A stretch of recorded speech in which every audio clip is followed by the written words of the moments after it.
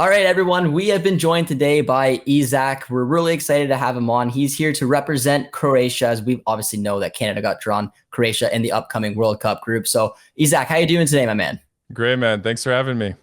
Not a problem. I'm really excited to get a lot of your thoughts and opinions as well, because I mean, this is all new territory to Canada, going to the World Cup. You've obviously had quite the success in 2018. I know it ended in a bit of heartache, but I'd take a World Cup final instead of not even qualifying. Oh So yeah, it's going to be I was pretty so cool to get. happy about it. Honestly, what a You were story. happy about it? Yeah, I mean, it wasn't obviously weren't the favorites against France. Um, I was expecting that we would have a good run. I wasn't banking on making it all the way to the final though. But the way we were playing, I was very happy with how we did it. Obviously, penalties here and there, but you know, I got to be proud of the national team. People are doubting that we'll be able to go that far again in this World Cup. I want to be hopeful, but yeah, it might be tough this time around. Tougher path for sure. I mean, the we're automatically going to be playing if Canada or Croatia go through. We're going to be playing uh, first or second place from Group D, I believe, which is Germany or Spain most likely. So it's going to be tough for both of us. And the group we're also in right now is tough. And I want to say shout out to Canada. Props to you guys for making it to the World Cup. You guys have been fantastic. And honestly, I was a bit annoyed that we draw with you guys because pot four, I think they're one of the tougher teams to come up against in pot four based on the way they're playing. Obviously, we haven't seen how Canada have played against teams from all over the world. We've just seen how they come up against the CONCACAF teams, but they have every right to be confident. I mean, we've seen how John Herdman has been playing lately. We've seen the individual talent, how they come collective as a unit. And the way the system they play, I think they can definitely take advantage against some of the big teams, possibly even Belgium and Croatia.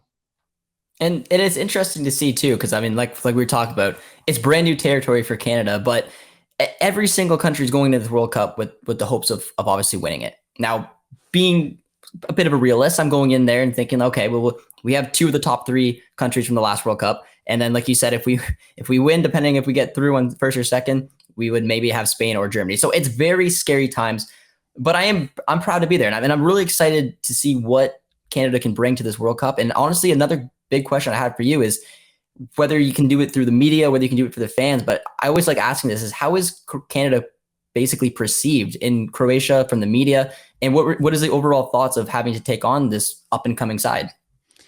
Well, Croatian fans will continue to stay hopeful. I mean, especially after the run we had in 2018.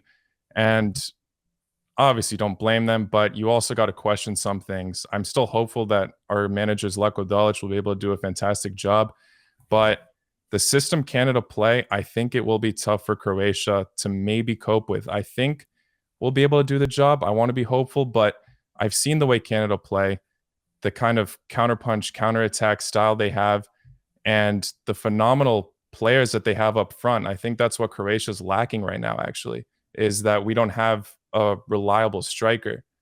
And that's kind of why I'm worried about Canada against Croatia. Honestly, I'm jealous with the amount of attack you guys have.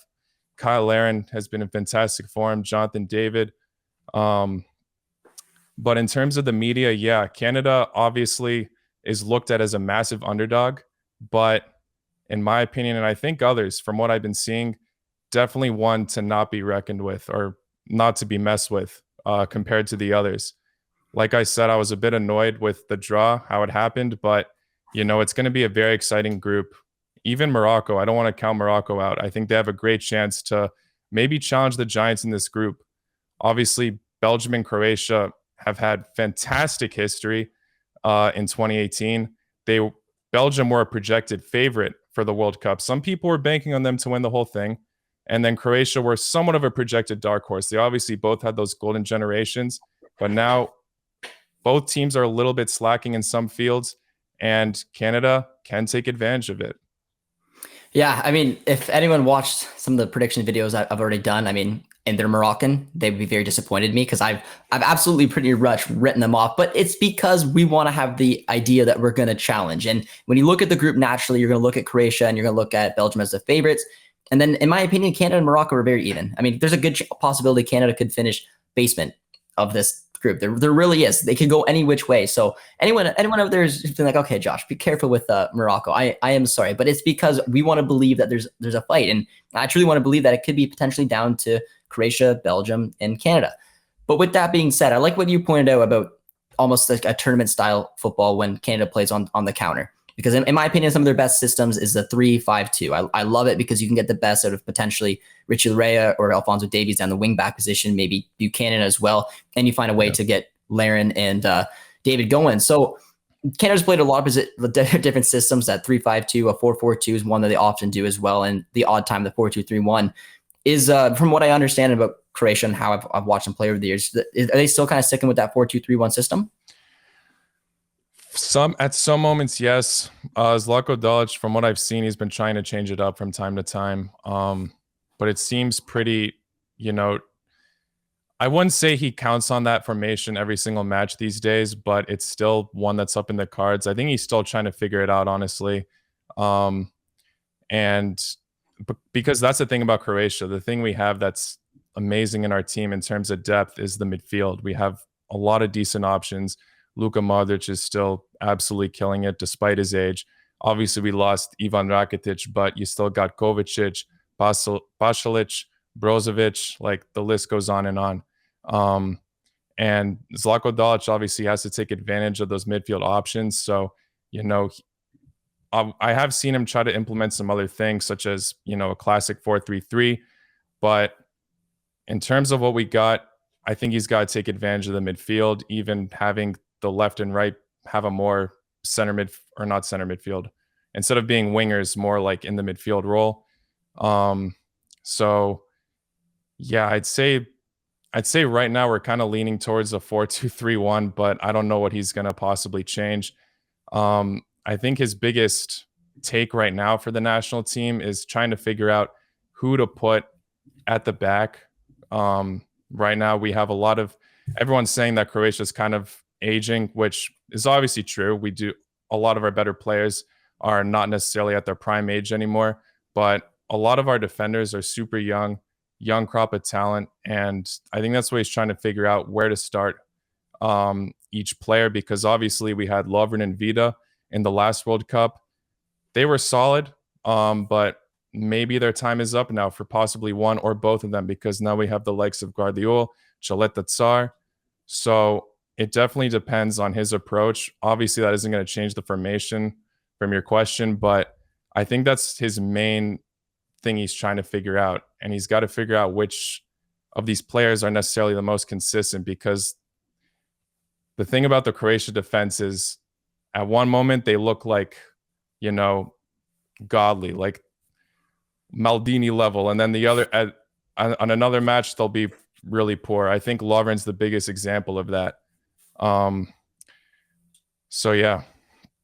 Yeah, I mean, you mentioned like a big talking point that I wanted to not only touch on with Croatia, but also on Belgium, because again, a lot of the hyped up Canadians, they want to believe. You want to believe that there's a chance. And I mean, seeing what Canada's done. I mean, there's not really a way to do it, but I don't want anyone in Canada come across as, hey, we're brand new here, we're gonna go all the way, because I don't think that's the case. But I do think this Canadian team is talented enough to push on, and with them being young, speedy players going up against an aging back line of Belgium and a bit of an aging midfield in Croatia is very interesting. So I want to get quickly again your take a little bit on specifically the midfield core of Croatia, because I think that's kind of where they're aging. And can Luka Modric still do it at this level? Do you think he'll probably play all 3 games in the group stage, for example?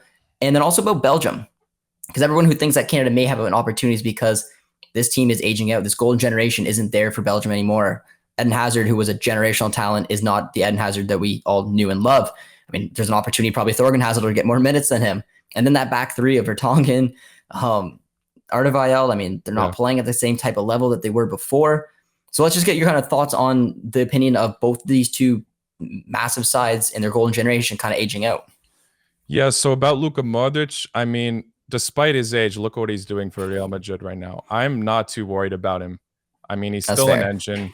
He's got the stamina still. I think he'll play all 3 games as long as he doesn't get injured, obviously. But I think he will pull through in the group stage and still be an icon, a leader for the team, kind of like how he was in 2018. What a phenomenal player. But the other midfielders on the team, I wouldn't necessarily, obviously they've aged since 2018, but they're not aging as much as Modric are. Kovacic right now, I'm forgetting his exact age right now, but he's at his primal age. We're seeing him doing Yeah. bits for Chelsea. He wasn't utilized too much in 2018. Obviously, he got some playing time, but he wasn't amongst like the guaranteed starters. And I think possibly Zlatko Dalic is trying to figure out a way to put him in more. And then you got Brozovic as well, who, I think is one of the best center defensive mids in the Serie A right now. People have argued, obviously, Kessie as well, but I think it's between him or Brozovic currently. And what else? Also the defense, right? The defense, like I said, is super young from Croatia right now. Like I said, Vida and Lovren are aging, but we're bringing in new players. Sosa, Gvardiol, Chaleta Tsar, trying to bring out a new system for that. So I am hopeful for them still. Hopefully they'll bring out the energy and, stay compact through all these teams they shouldn't underestimate. And then when it comes to Belgium, like you said, golden generation disintegrating. Obviously, they do have some new young crop of players coming in, but I am a bit worried about Belgium the most in terms of their defense. Well, not in terms of Croatia's sake, for Belgium's sake. I mean, you got Vertonghen and Alderweireld, like you said, who, I believe Alderweireld is now playing in the Qatari League, I believe. Qatari League. Yeah. Yeah. Vertonghen, I mean, he's still playing for Benfica, but, obviously aging a bit. And then obviously we haven't seen Eden Hazard being what he once was. And then Lukaku, still highly regarded, but he has been a bit questionable this season. He looked really promising at first, and then just things started to stir. Obviously, he can still turn up for the national team. We've seen him many times. I won't be surprised if he does, but his form might be in question. I'm sure also Belgian fans are not necessarily 100% confident about him, but a player obviously that they can rely on who I don't think will disappoint is Kevin De Bruyne, brilliant midfielder. And I think that's De Bruyne and Modric both in the midfield for each of these teams, I think is probably the Giants' strongest point, but they got to rely on these other players that, still have proved their worth, but I don't know if they will be able to live up to the hype as a unit compared to 2018. Yeah, I mean, you hear it, class is permanent. Like Luka Modric is doing it at this level, and he is doing it consistently. Kevin De Bruyne is one of the best players on the planet. And that's the kind of the scary thing for me. And we kind of touched on it before we even got started with the episode, was that Canada has done some really impressive things. And I've absolutely fallen in love watching this team when they kicked off their World Cup qualifying way back against Bermuda. But they still haven't taken on a opposition outside of CONCACAF in a very long time, especially in a competitive match. I believe the last one would have been Iceland, and it would have been a few years ago. Yeah. So I'm very curious to see from the style of going over and just taking on players that they're just not simply used to playing. I mean, the United States and Mexico have a good crop of players as well, but it's not, they haven't played a Kevin De Bruyne yet. They haven't played a Luka Modric. They haven't played these players that are doing it at the highest of levels. Now, the nice thing for me, at least, and I love referring back to Alphonso Davies, is that Canada does have someone who's doing that. They have someone in CONCACAF who's playing at the absolute highest level. He had that scare there, but he's back playing right now. He's almost looked like he haven't skipped a beat.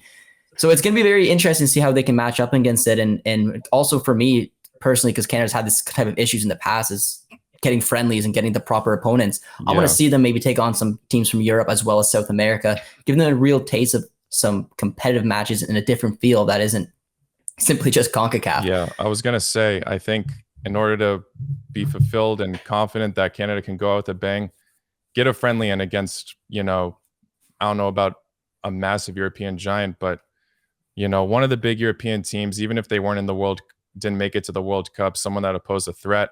I think if they play a team with that kind of system, they'll be able to learn from it. I mean, obviously, and no disrespect to these other nations because I love them, but like Bosnia, Slovenia, these teams didn't qualify for the World Cup, but, still got that Balkan mentality in some way. It could be good practice for Canada coming up for the World Cup. I'm not necessarily sure how, they determine which of the teams to play in the friendlies, but I definitely think Canada's got to schedule something with, a fairly decent European team to get some practice in. And obviously, I don't want to forget about Morocco. So Yeah. maybe even an African team as well in there. Yeah, no, I mean, we should give Morocco a lot more credit. I'm interested to see what's going to happen with Ziyech if he's going to come back in. But I mean, I've watched Hakimi play a lot over the years. He's one of my favorite, probably my favorite fullback in world football. So actually, Davies is my favorite. But I like to see when Davies plays for Canada a little bit further up the pitch, and they're different sides, but they play a very similar style. They're just so deadly going forward. They're so much Yeah. fun to watch. I think Hakimi's just one of the better finishers that comes from a wing back position, and this Morocco team can absolutely do some damage. And it's hard to think of how this one is going to potentially fizz out, but I do agree with that. I mean, I would like to see Canada get a friendly against like Colombia, for example, for a South American team. I mean, I hear Italy's not doing anything. You can maybe get them involved. There's Oh a my gosh, that'd be nice massive. little Honestly, that would be huge that test. would be a good test. Yeah, obviously Italy might not be in the best spirits right now, No. but yeah, with the squad they have, I think it would be a huge boost for Canada morale if they can put off a good result against them. I mean, Yeah. I think And the now morale will be fantastic regardless. I've seen interviews with John Herdman talking about how he's just going in with a positive attitude, um, you know, just hoping for the best, just having the Canadians enjoy the moment. That's what he is mostly striving for. Um, he knows and they know that they are a massive underdog in this, but at the same time, what do Canada have to lose? I really think they'll give it their all. Um, Even if they don't come out of the group stage successfully, I think they'll put off fantastic fights against every single team. yeah, the big thing for me is that they qualified. I mean, Canada hasn't qualified for a World Cup since '86. They're hosting the next one, so this was an opportunity for them to prove that this generation can do it. And let me tell you, I just dealt with it. CONCACAF World Cup qualifying from stage one is a long journey. So it was really cool seeing this team play probably the most. I probably saw them play more times than last year than I have in the 25 years I've been on this planet. So it's been really cool to see. And now it's time for them to take that next step, see what they can do against the best in the world.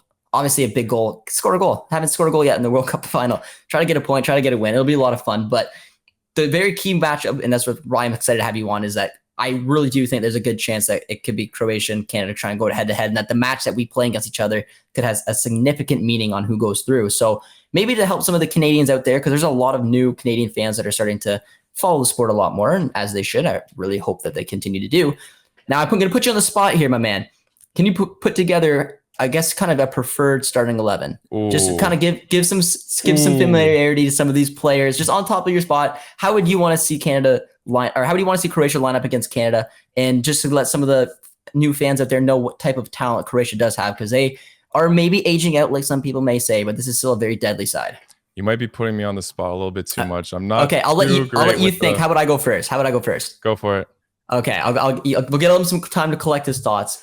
So just off top of my head, if I was going to put a team get out against Croatia, knowing that they'll probably play that 4-3-3, 4-2-3-1 system, I already kind of mentioned it. I would go with the 3-5-2. No, I was debating which wing backs I want to know, but I want the 3-5-2 system.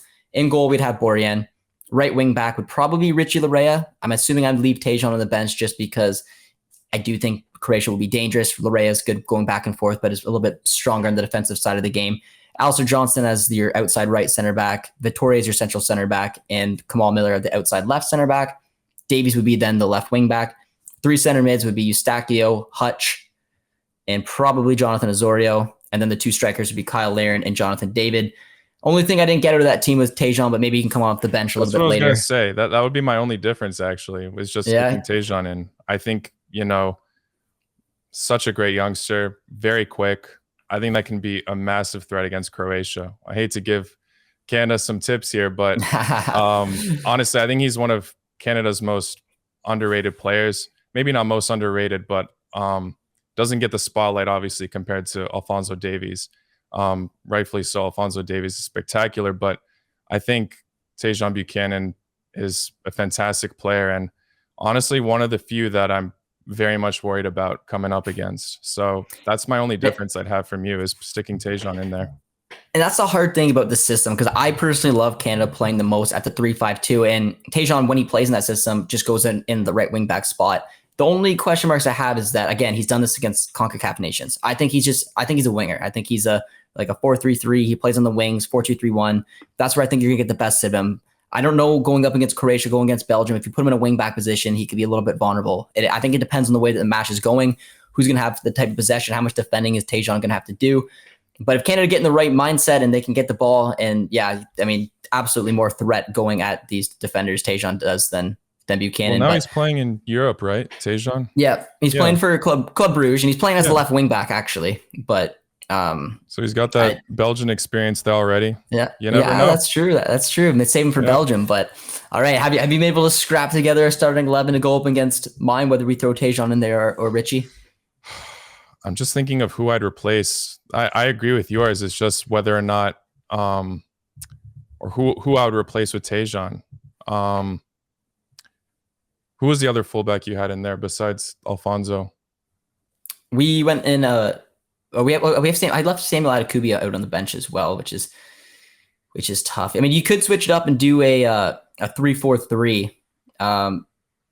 You have to take off one of the strikers, and that's the other big issue is like David or Laren. So you could take one of them off. I would definitely utilize both Laren and Jonathan and David. Yeah. Then you could maybe take off Azorio, or play a 4-4-2 actually.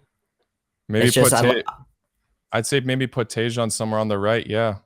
Yeah, I can play a 4-4-2 and move take Azorio off, put Tajon on 4-4-2, and then the back just shifts. So you could have let me redo it quickly. So it'd be Borjan, Alistair Johnston at right back, Victoria, Kamal Miller at your two center backs. Adekubi would then come on at left back. Then you would have Buchanan at right mid, Davies at left mid, Eustachio and Hutch as your two center mids, or maybe Marc-Anthony Kaye, depending on Hutch, and then Laren and David up front. That's probably a tastier looking lineup. But what does Tajon Buchanan have? Where do you think he excels at? Like which position exactly? Because I know he's pretty versatile. I like seeing him out on. I mean, I like seeing him cut on his like when he comes from the left hand side in like a 4-2-3-1 coming on the left. Mm-hmm. He loves taking on players. He loves taking shots.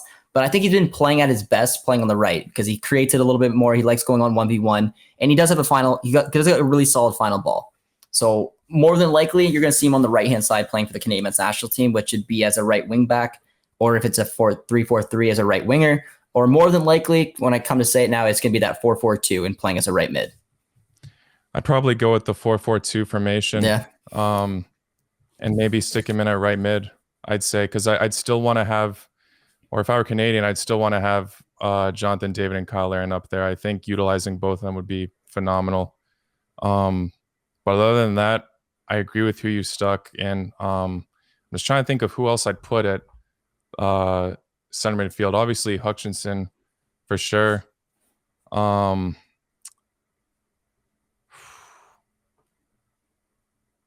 blanking out his name now. The one that starts with a no. No, sorry. Eustachio. I put in Eustachio.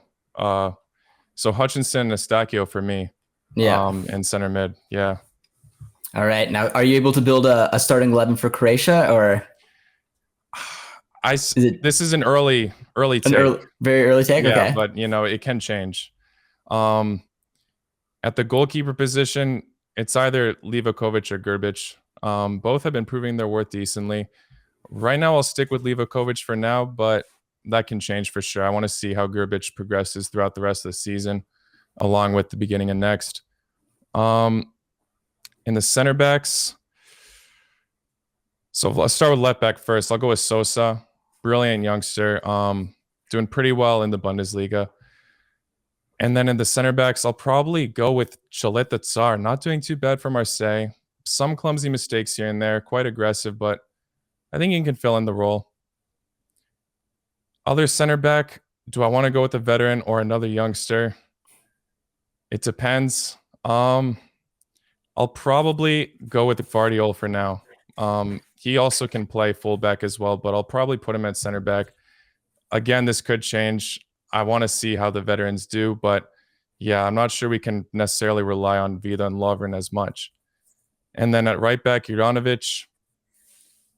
In the midfield, sorry, I didn't even say what formation I was doing. I'll go with the 4-2-3-1. 4-2-3-1, okay. Now for the center defensive mids, definitely Brozovic, no question. And Kovacic obviously is more an actual center mid, not a CDM. but I'd probably stick him in there for now. I'm not sure necessarily how well he'd be able to excel, but I think he can track back well and obviously can add creativity up front. You can argue that maybe Modric should play there and then have one of them playing center attacking mid, but I'll put Kovacic. So then for those three center attacking mids on the left, I'll go with Perisic. In the center, I'll go with Luka Modric. And then on the right, oh, that's a tough one. Rebic comes to mind for me. I don't know where you're placing him. Rebic right now has a interesting stance in the national team. I'm not necessarily sure he'll be selected. I hope he does. I love him. But there's also Meyer, who's been fantastic for Rennes.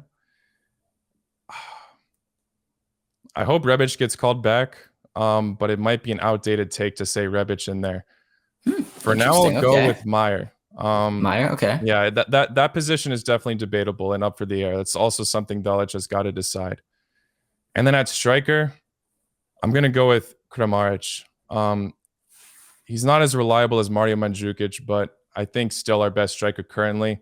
We also got the options Budimir, Petkovic, but I don't think they've been excelling as much. I think Kramaric is still our best choice, and that's what I'm most worried about for Croatia is the striker position. I think missing Mario will be very present in this World Cup, but I hope I'm wrong. I think all of Croatia's matches will be low scoring, but we'll see. It'll be interesting, my man. So there you go. So hopefully some Canadians out there learned a little bit about the Croatian national team as well and how it'll potentially line up. I do think it'll be a good matchup. I mean, it's still a very strong Croatian side. I mean, again, the one player that sticks out that's aging is Luka Modric, and that is literally a world-class player that should scare us at all times. So the final question that we're going to do here for the day, my man, is going to be predictions. Now, I've done a few. You've done probably a good few as well, but Many. Right now, let's take a look. How do you see this group playing out? Pressure's on you first. How do I see this group playing out? Well, just like our overall One, two, three, or go 4-2-3-1. Make it. Come on, okay. Make it tense. Like I said, I really don't want to doubt Morocco. They are really such a fantastic side, and we didn't cover them a lot in this video, and I feel a bit bad about that. I've seen a lot of the Moroccans call my channel as well, getting upset that I'm doubting them. But honestly, what a fantastic side. Even though they finished 4th in the World Cup 2018, they still put off great fights against the likes of Portugal and Spain. So don't count out this side. They are missing Ziyech, though, and I think that will be a loss for them. Maybe Hakimi and Co can still pull through, but I'm going to say Morocco finished 4th. I think they're going to put off good fights, but they'll still crash. And total respect for all the Moroccans for having all the hope for them, but someone's got to go 4th. I'm putting in Morocco. A lot of people are saying Canada are the ones that should be 4th due to their squad, but I think they can put off some promising fights and clinch 3rd. I think their counterpunch attack can make the difference, at least in one game, and they'll be able to pull off some decent results. I think it'll be similar to, maybe Iran's exit in 2018. We saw Iran put off great fights and just miss out on making it to the next round, I believe by only 1 point from Portugal and Spain getting 1st and 2nd. So I see something similar like that happening for Canada, where they literally just miss out, maybe even based on goal differentials for them. A result that they can walk home with. Still obviously disappointed they didn't make it to the next round, but, hopeful and definitely excited for 2026 as there can still be lots of improvements in the squad in 4 years' time. So then comes for 1st and 2nd. 2nd, I'll go with Croatia, and 1st, Belgium. Although Belgium have some questionable things in their squad, I still think they'll pull through. And they usually boss it in group stage occurrences. So I think they might have an early exit in the knockouts, possibly. But group stage, I think they'll boss it. None of the teams will make it easy for them. I'd love to see one of them upset them, but I'm going to go with Belgium 1st. Yeah, so the Moroccans aren't going to like us much on this channel. It's all right. I mean, they very well could somehow they could very well take down Canada. They could potentially move on to the next round as well. I would truthfully feel very similar to yours, so I'm not going to dive into the detail. I think it could go any which way. I do think that Belgium are going to, at the most, make it to the round of 16. I think anyone in this group really will. I think Spain and Germany, I've just been super impressed with what they're doing. That's who they have to take on. So unfortunately for Belgium, I just think that they are slipping out of that golden generation, and they may top the group. I think there's a good chance maybe they won't. They could have it be an upset on the cards, especially if Lukaku isn't scoring. He's such a difference maker for them, and if he can't find the form because he's had a miserable season with Chelsea, maybe there's just not a lot of answers there. But I still, because I'm basic, think that they'll probably finish in first, and then I'm gonna make the video fun. So I'm gonna, it's Canada versus Croatia. I'm gonna put Canada in second. But in all honesty, I see. I mean, if Canada can go there and just even get a point, score a goal, that's literally a win. They've accomplished so much. But I'm not here to make the video very, very interesting. So it's Croatia versus Canada. So we'll put Canada second. Come on, Croatia third. Actually, I don't know. I mean, it can easily happen. I won't be surprised. I'm still going to stay hopeful for Croatia.